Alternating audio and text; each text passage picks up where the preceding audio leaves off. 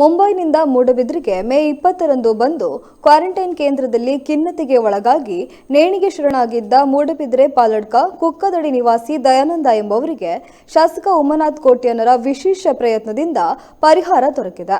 ಮುಖ್ಯಮಂತ್ರಿಗಳ ಪರಿಹಾರ ನಿಧಿಯಿಂದ 3 ಲಕ್ಷ ರು ಮಂಜೂರಾಗಿದ್ದು, ಇಂದು ಶಾಸಕರಾದ ಉಮ್ಮನಾಥ್ ಕೋಟ್ಯಾನ್ ಅವರು ಪರಿಹಾರದ ಚೆಕ್ ಅನ್ನು ಸಂಬಂಧಪಟ್ಟ ಕುಟುಂಬದ ಸದಸ್ಯರಿಗೆ ವಿತರಿಸಿದ್ದಾರೆ.